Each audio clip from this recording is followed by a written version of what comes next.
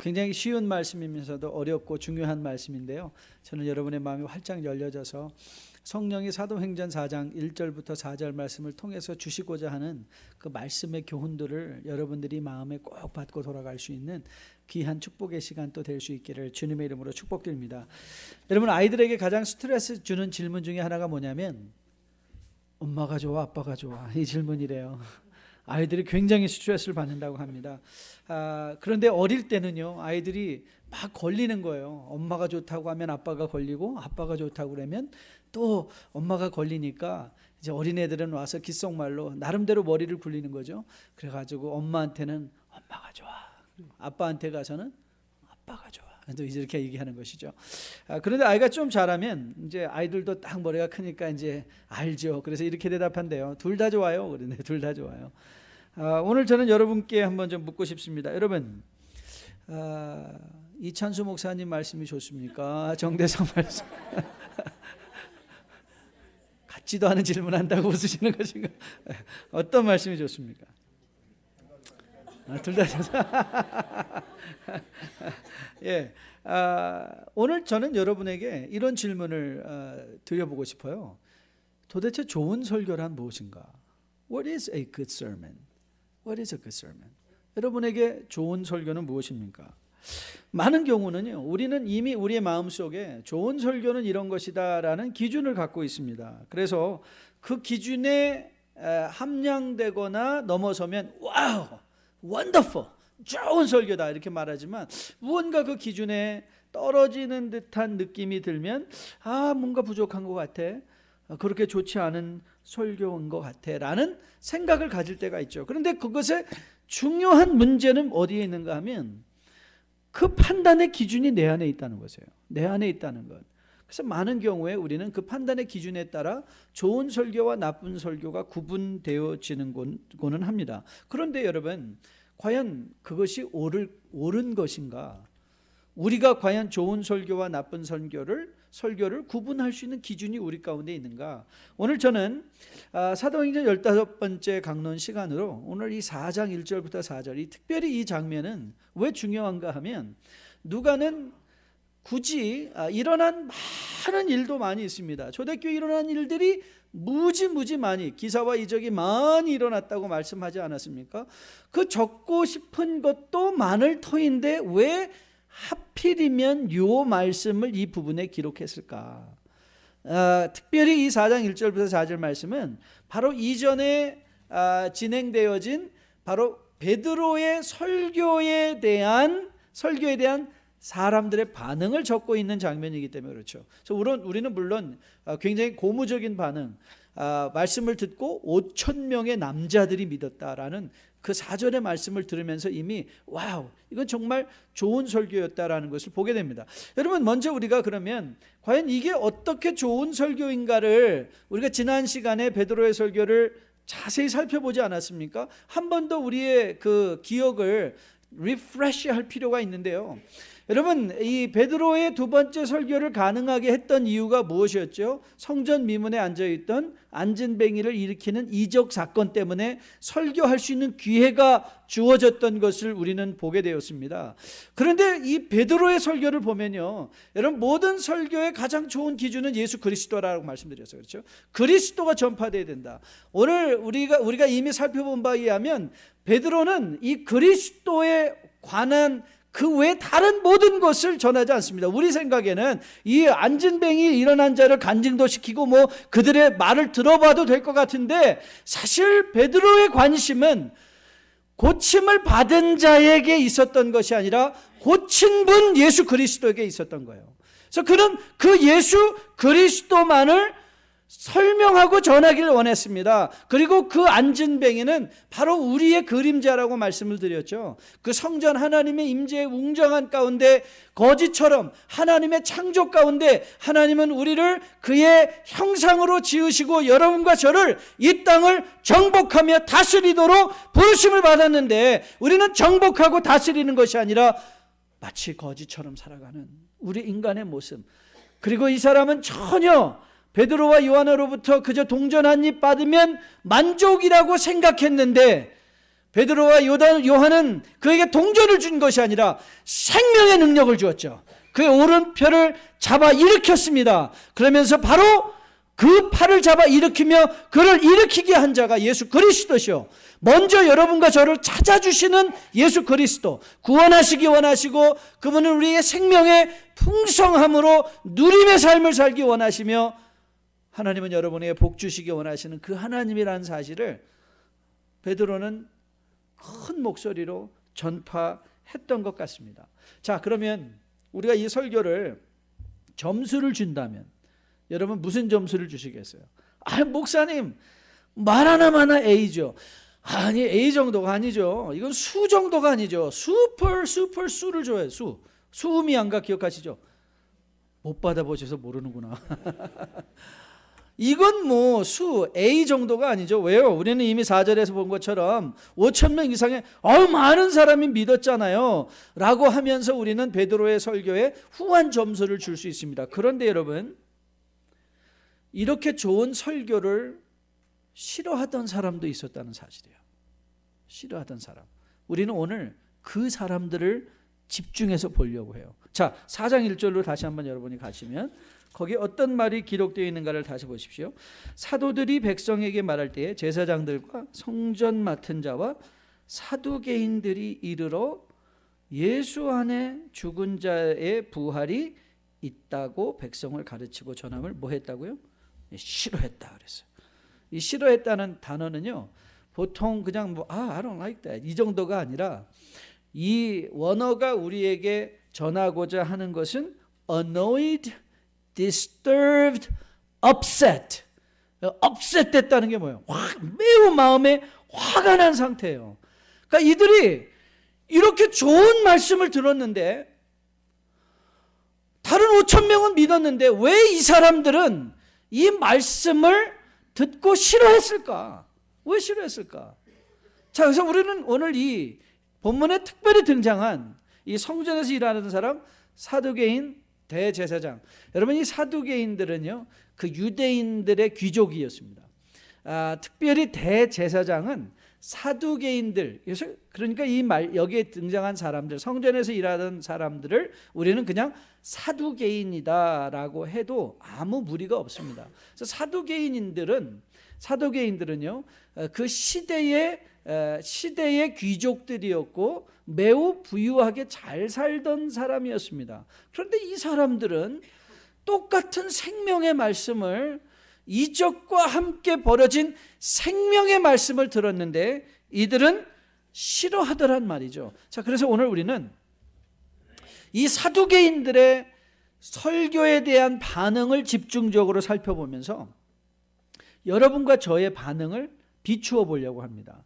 그래서 이것이 거울이 되는 거예요. 거울. 저는 여러분에게 이제 거울을 여기다 세워둘 터인데, 저는 여러분들이 사두개인을 보는 것이 아니라 저 못난 사두개인들이 아니라 그 가운데 혹 숨어 있을지 모르는 우리의 모습들을 살펴보아서 여러분들이 정말 생명의 말씀을 여러분들이 듣고 이 자리를 나설 터인데, 저는 성경이 얘기하고 여러분에게 주기 원하는 이 생명의 말씀을 가지고 성경이 약속하는 대로 배에서부터 생수의 강이 흘러서 풍성한 주의 백성의 삶으로 살아낼 수 있게 되기를 주님의 이름으로 축복드립니다. 자, 그럼 가장 먼저 왜 이들은 이 생명의 말씀을 싫어했을까? 가장 먼저 오늘 그 원인을 살펴보면 사두개인들이 무엇을 싫어했다고 그랬어요? 부활을 전하는 것을 싫어했다고 그랬어요. 부활. 그러니까 이 사두개인들은 유대인들 중에 바리새인들과 사두개인들이 지도자의 역할을 감당하던 사람들이었는데요, 사두개인들은 굉장한 이성주의자들이었습니다. 이성주의자. 그러니까 즉 다시 말하면 자기의 머리의 지식의 한계로 종교를 접근하는 거죠. 그러니까 이게 하나의 종교 생활이 되고 이것이 하나의 철학이 될지는 모르지만 생명을 거듭나게 하는 종교일 수는 없는 게, 왜냐하면 그들은 부활, 즉 그들이 믿고 싶은 것은 그들이 이해하고 싶은 내용 속에서만 믿고 싶어 했던 거예요. 부활을 싫어했다 그랬어요. 부활을 싫어했다. 즉 그들이 사도 베드로의 설교, 그 좋은 설교, 뭐 학점으로 매긴다 할지라도 성령의 감동을 받아서 슈퍼 A를 받는데도 이들이 그 설교를 싫어했던 이유는 어디 있는가? 나와 맞지 않는다는 거예요. 내 생각과 내 채식과 내 경험과 맞지 않기 때문에 나는 그 말을 듣지 않겠다 하고 그의 귀를 막아버릴 뿐만 아니라 말씀을 전하는 자를 감옥에 가두는 것을 서심치 않다는 말이죠. 자, 사랑하는 성도 여러분, 여러분에게 있어서 좋은 설교는 어떤 설교입니까? 혹이라도 대부분의 경우 우리가 생각하는 좋은 설교를 내가 이해되어지는 것을 좋은 설교라고 생각하고 있지는 않습니까? 내 지식과 내 경험과 그리고 내 식대로, 그렇죠, 우리의 식대로, 다른 것은 안 돼. 우리가 정해놓은 틀 안에서, 즉 다시 말하면 이들은 하나님과의 관계 속에서도 하나님을 틀 안에 넣어두는 것이죠. 자, 이것을 설명하는 아주 중요한 구약의 한 구절의 말씀이 있습니다. 여러분들이 최근에 읽은 출애굽기에서 일어난 일인데요. 출애굽기 32장을 가면 이제 모세가 하나님의 말씀을 받기 위하여 시내 산 위에 올라가 있는 것을 보게 됩니다. 그가 올라가 있는 기간이 오래됨으로 말미암아 백성들 가운데 원성이 일어나며 그들에게 우리를 인도해낸 신을 보이라 하는 요구들이 많아지자 아론이 어떻게 했어요? 너의 금고리와 이 코고리와 금코고리와 김귀리와 금가락지를 이 불에 넣어라. 그래가지고 무엇을 만들었습니까? 예, 맞습니다. 그들이 만들어낸 것은 금송아지였습니다. 그런데 우리는 그 사건을 보며 이스라엘 민족이 우상을 만들어서 그들을 망하고 하나님 앞에 혼났다 정도로 이해할 때가 많이 있는데요. 여러분, 사실 그 내용은 그렇지 않습니다. 그 내용은 그것보다 훨씬 더 심오한 영적 교훈을 우리에게 보여주는 말씀입니다. 왜냐하면 그 송아지를 만든 후에 사람들이 그 송아지를 보고 뭐라고 말했는가 하면, 이스라엘아, 이는 너희를 애굽 땅에서 인도하여 낸 너희의 신이다 그랬어요. 여러분, 애굽 땅에서 이스라엘을 인도해낸 신은 여호와 하나님이라는 것은 삼척동자도 다 아는 사실이었습니다. 그렇죠? 이들은 자, look, golden calf, your new God, 너의 새로운 신을 보아라, 이게 아니었습니다. 그들은 새로운 신을 만들어낸 것이 아니라 그들을 애굽에서 인도해낸 하나님의 형상을 만든 것이죠. 자, 5절과 6절 아까 스크린에 떴는데요. 출애굽기 32장 5절과 6절 말씀을 우리 같이 한번 읽어보도록 하겠습니다. 잘 주의 깊게 아론이 말하는 이 백성들의 말을 듣고 아론이 대답하는 말을 잘 들어보십시오. 자, 같이 읽습니다. 시작. 아론이 보고 그 앞에 제단을 쌓고 이에 아론이 공포하여 이르되 내일은 여호와의 절이리라 하니 이튿날에 그들이 일찍 일어나 번제를 드리며 화목제를 드리며 백성이 앉아서 먹고 마시며 일어나서 뛰놀더라. 자, He did not say tomorrow is golden calf day. 내일은 금송아지의 날입니다. 그렇게 말했습니까? 아닙니다. 내일은 누구의 날이다? 여호와의 절이다. 자, 그러면 이들은 뭘 만든 거예요? 하나님의 그들을 애굽에서 이끌어내신 하나님의 형상을 만든 거예요. 단순한 우상, 새로운 신을 만들어낸 것이 아니라 그들은 하나님의 형상을 만들어낸 것입니다. 아니, 이것이 왜 이렇게 중요할까? 이들이 다른 신을 만들어낸 것도 아니고, 아니, 하나님을 형상화한 것인데 그것을 왜 하나님은 그토록 싫어하셨을까?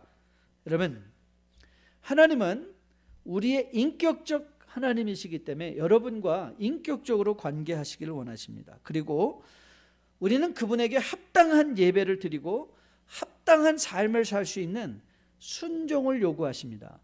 말씀을 하시고 그 말씀으로 우리를 인도해 가시는 분이 하나님이십니다. 그래서 여러분, 하나님과의 관계 속에서 가장 중요한 것은 하나님의 말씀을 듣는 것입니다. 그런데 이 작업은 힘이 듭니다. 왜냐하면 하나님이 보이지 않기 때문에 그렇습니다. 하나님이 보이지 않기 때문에 하나님을 하나님의 말씀을 듣는 것이 어렵습니다. 그래서 나름대로 이스라엘 백성들은 하나님의 보이지 않는 형상을 형상으로 만들어서 언제든지 내가 원할 때 가서 만날 수 있고 볼 수 있고 언제든지 내가 원하는 것을 얻어낼 수 있는 그 기점을 만들어낸 것이죠. 그게 골든 calf, 금 송아지였던 것입니다. 즉 그들은 하나님을 자기들이 원하는 시간에 액세스하고, 즉 하나님도 하나의 자기들이 가용할 수 있는 힘으로 갖기를 원했던 거예요. 자기가 원하는 시간에 원하는 것을 갖다 주어서 내가 원하는 것을 받아내는 것. 여러분, 전 여러분과 여러분에게 수차례에 걸쳐서 이 하나님이 우리와 관계하시는 관계의 모양 중에 기도에 대해서 설명드린 적이 있습니다. 여러분, 이 무당 종교의 특징이 무엇인지 아십니까? 무당 종교의 특징은요, 언제든지 무당 종교는 신을 바꿉니다. 그렇죠? 우리가 왜 구술하죠? 신을 바꾸어서 우리가 원하는 것을 얻어내려고 하기 때문에 우리는 구술하는 것이죠. 무당 종교의 특징은 신이 바뀌는 것입니다. 여러분, 기독교의 특징은 무엇인가요? 기독교의 특징은 무엇인가요? 기독교의 특징은 우리가 바뀌는 것입니다. 여러분, 이 우리의 기도 생활에 여러분들이 이것을 잘 이해해야 된다고 그랬어요. 여러분, 우리가 기도는요, 하나님을 바꾸러 가는 작업이 아닙니다. 그러니까 우리가 열심을 내어서 우리가 원하는 대로 하나님을 바꾸는 것이 아니라, 기도는 언제든지 하나님과의 인격적인 관계 속에서 하나님이 우리를 향한 하나님의 놀라운 사랑을 깨닫게 됨으로 말미암아 그 사랑에 감동이 되어서 우리가 바뀌는 것이죠. 그래서 기도하러 들어가면 언제든지 누가 바뀌어서 나옵니까? 내가 바뀌어서 나오죠. 그러나 무당 종교에서는 언제든지 기도하면 누가 바뀌어야 돼요? 네, 신이 바뀌는 거예요. 여러분, 이거를 가장 잘 설명하는 그 동화 중에 하나가 저는 알라딘의 램프라고 생각해요. 저는 이걸 정말 잊지 않고 있습니다. 우리는 흔히 생각할 때 하나님과 우리의 관계를 알라딘의 램프라고 생각하는 것 같아요. 램프 속에 갇혀있는 하나님. 여러분, 램프 속에 하나님이 있으니 얼마나 좋습니까? 갖고 다니기도 편하고 언제든지 주머니에 넣기도 하고 필요할 때 꺼내서, 그런데 언제든지 필요할 때 꺼내서 문지르기만 하면 내가 원하는 것을 얻어낼 수 있는, 그것은 기도가 아니라고 그랬죠. 하나님은 그런 분이 아니시라고 그랬죠. 하나님은 여러분과 인격적으로 대화하시는 가운데, 그 인격 가운데 여러분과 친밀한 교제를 원하시는 분이 하나님이란 분이죠. 그런데 우리는 그 하나님을 어떻게 만들어 놓은 거예요? 우리의 틀 속에 하나님을 가둬놓고 그 틀 안에서만 이해되어지는 거. 그러니까 내가 생각되고 내가 이해되어지는 부분에서만 그 하나님을 믿고 싶어 하는 것, 그것이 바로 오늘 사두개인들이 하고 있는 일입니다. 나는 부활이 이해되어지지 않아, 그래서 안 믿어, 안 들어, 이 말이죠. 여러분은 어떻습니까?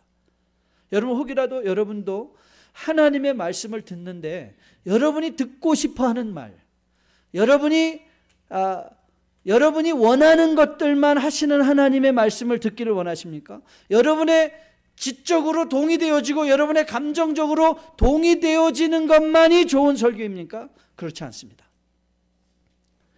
우리의 생각과 사상을 뛰어넘는 하나님의 말씀입니다.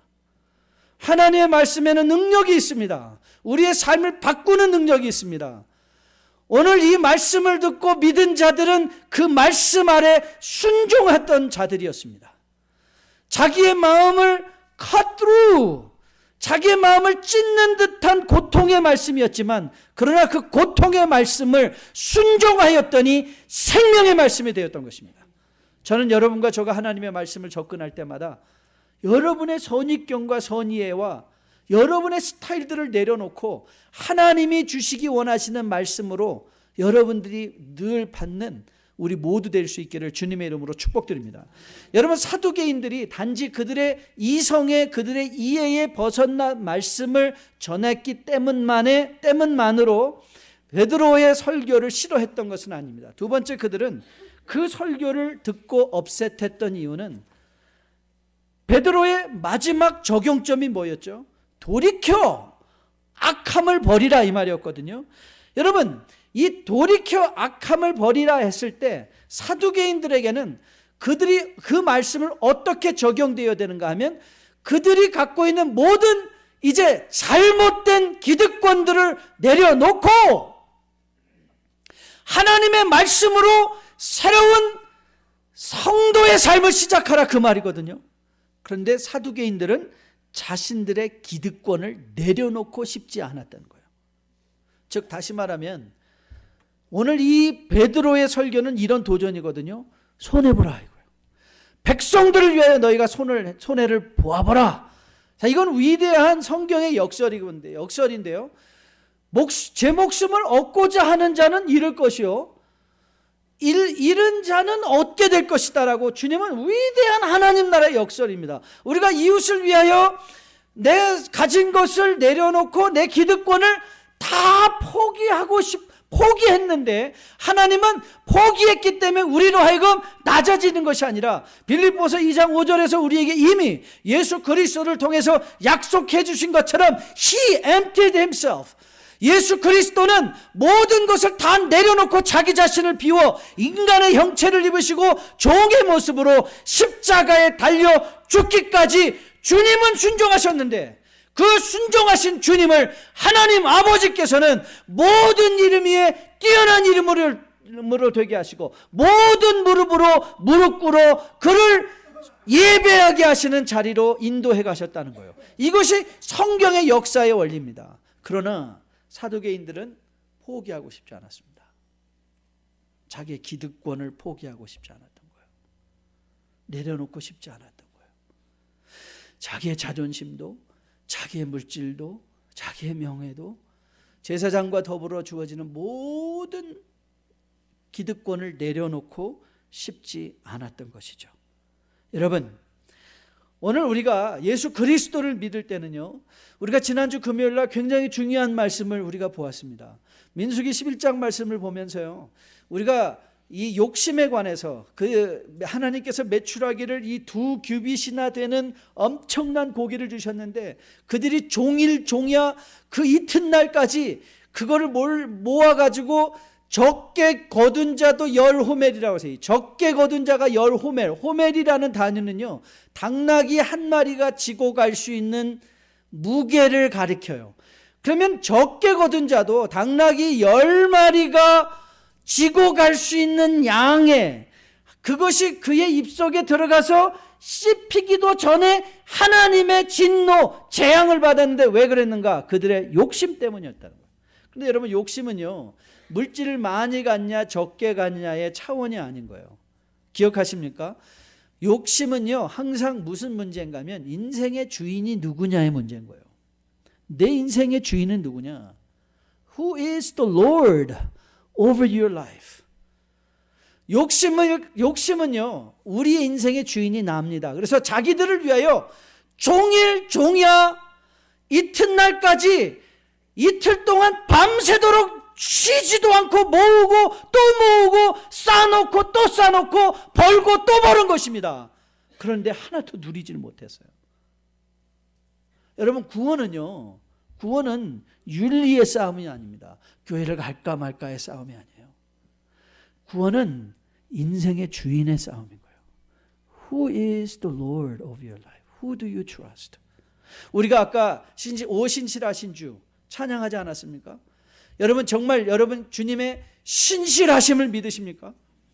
여러분, 정말 주님께서 여러분을 사망의 음침한 골짜기로 인도해 가실 때에 여러분, 이 시편 23편은 정말 기가 막힌 장입니다. 여러분들이 시편을 읽으면 거기에는 엄청난 사망의 음침한 골짜기가 등장하고 원수의 목전, 정말 내 주변에 나를 해하고자 하는 사람들이 꽉 차 있는데, 그런데 그 사망의 음침한 골짜기에서 하나님이 내 인생의 목자 되시고 하나님이 내 인생의 주인 되셨더니 주의 내밀어 주시는 지팡이와 막대기가 보이는 거예요. 그게 믿음인 것이죠. 막대기가 보이는 거야. 내가 모든 걸 다 내려놓고 복음이 말씀하는 대로 내가 이제 돌이켜 내 인생의 주인은 내가 아니라 하나님이다. 하나님이 나를 인도해 가시고 하나님은 내게 공급하시고 하나님이 치료하시고 하나님은 나의 인생의 깃발이 되셔서 내 인생의 승리를 가져오시는 분이다라는 것을 신뢰하면 내려놓고 낮아지는 것을 두려워할 필요가 없죠. 그러나 사두개인들은 그 기득권을 포기하고 싶지 않았던 것이죠. 그뿐만 아닙니다. 여러분, 이 사두개인들은요, 요한복음 11장에도 등장하는데요. 요한복음 11장에는 어떻게 사두개인들이 예수 그리스도를 대적하며 접근하는가 하면 이렇게 정당화시킵니다. 요한복음 11장인데요. 이에 대제사장들과 바리새인들이 공회를 모으고, 공회는 바리새인들과 사두개인들이 공회를 이루었습니다. 이 사람이 많은 표적을 행하니 우리가 어떻게 하겠느냐? 만일 그를 이대로 두면 모든 사람이 그를 믿을 것이요, 그리고 로마인들이 와서 우리의 땅과 민족을 뺏어가리라. 여러분, 사두개인들이 예수 그리스도를 대적했던 것은 자기들의 안위만이 아니라 자기들은 나름대로 온 민족을 위하여, 유대 민족의 안정을 위하여, 이 시스템을 유지하기 위하여 로마와 정권을 함께 누리며 야합하고 타협하며 살아가고 있는데, 이 시스템의 안정을 흔들면 어떡하겠는가? 다시 말해서 이들은요, 지금 있는 이 자리가 전부인 것으로 생각하며 하나님께서 가져오기 원하시는 새 나라에 대한 기대감이 아무것도 없었던 거예요. 그러니까 자기만 고생 안 하면 그 사회는 안정된 사회라는 거예요. 이들에게는 평등이나 함께 잘 사는 것이나 함께 위로받는 것에 대한 아무런 기대감이 없었어요. 나 하나 잘 먹고 잘 살면 되는 것이다.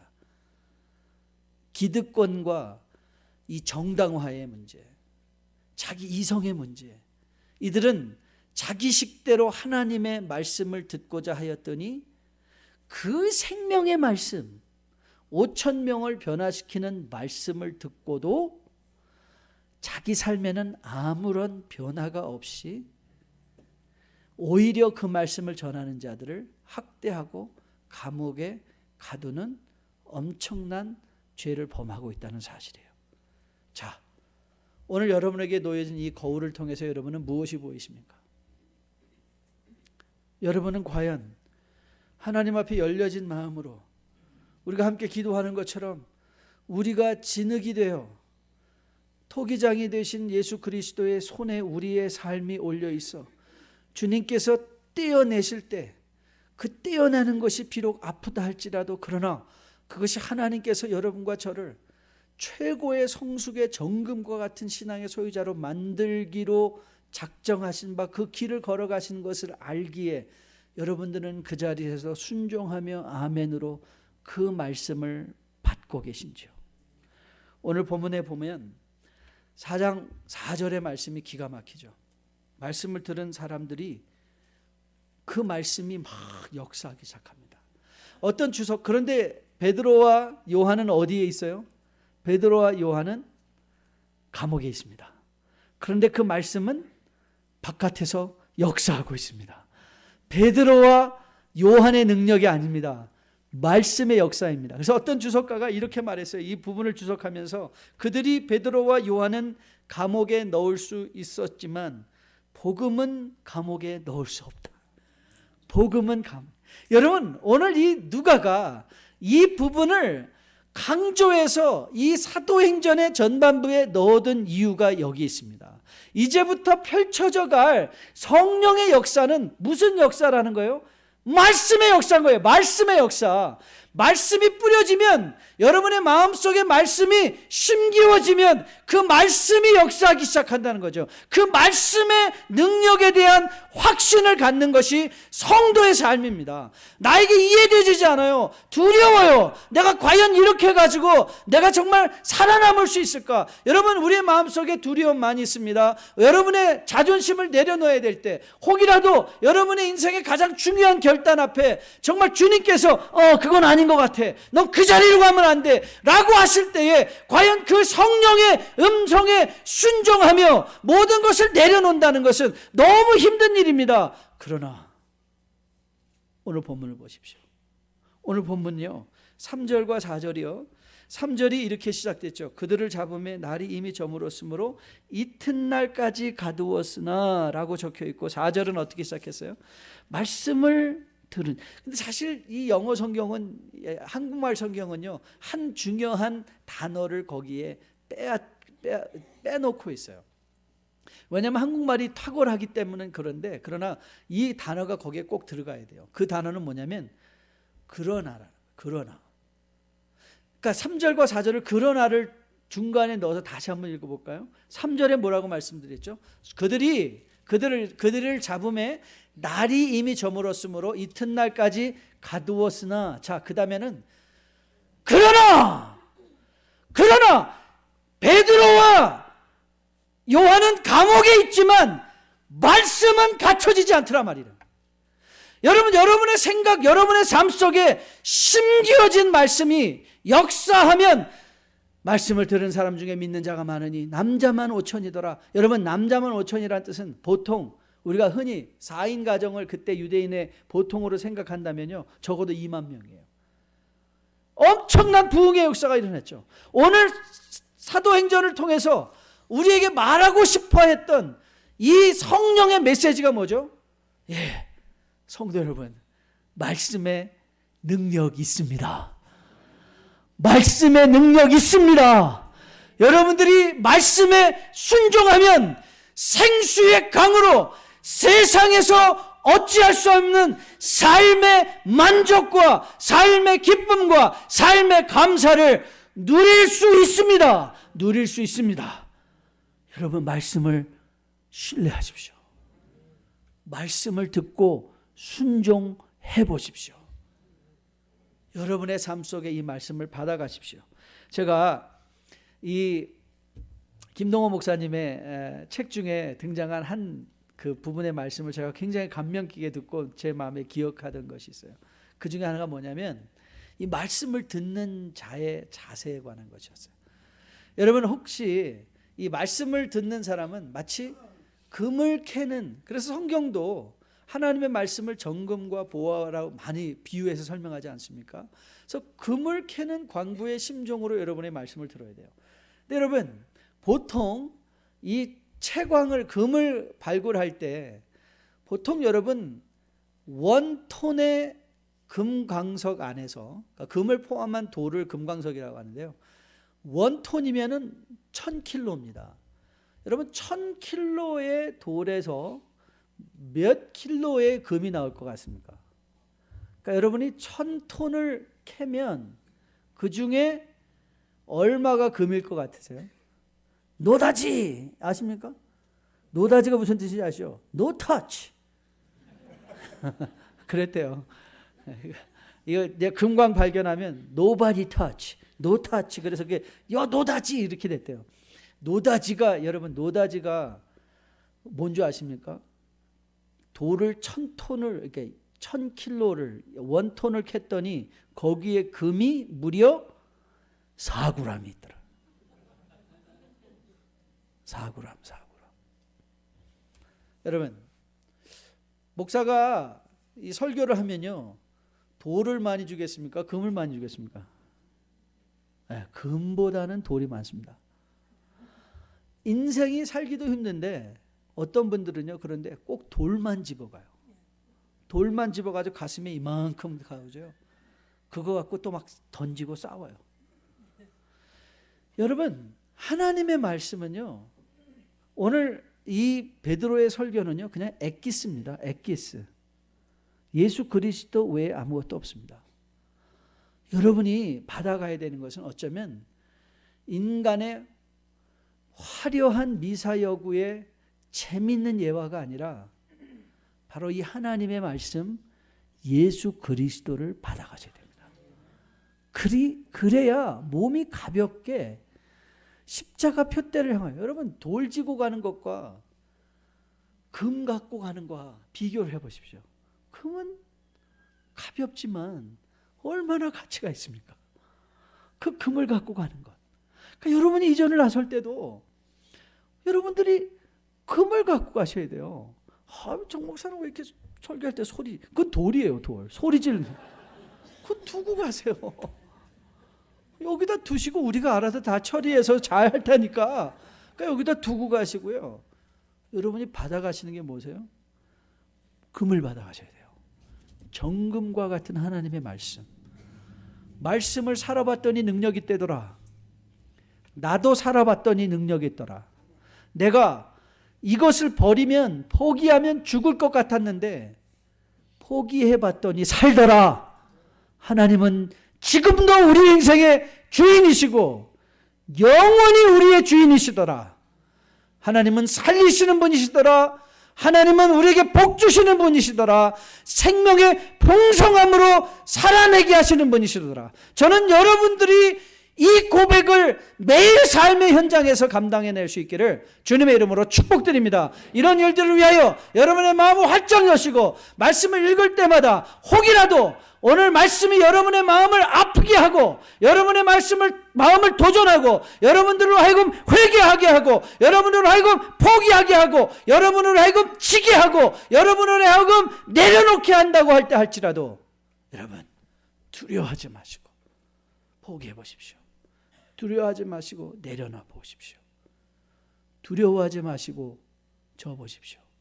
왼쪽 뺨을 때리는 자에게 오른뺨 뺨도 내려주시고 오리 가자는 자에게 심리도 가보시고 걷어달라는 자에게 속옷까지 줄 수 있는 큰 믿음의 여유를 가지시면 여러분의 삶이 풍성해지고 생명의 능력으로 살아계신 말씀과 함께 동행함으로 말미암아 세상에 어떤 사망의 음침한 골짜기를 지나간다 할지라도 그 가운데서 오히려 기뻐하고 감사하며 주님과 동행할 수 있는 주의 복된 백성으로 거듭나 세워줄 수 있기를 주님의 이름으로 축복드립니다.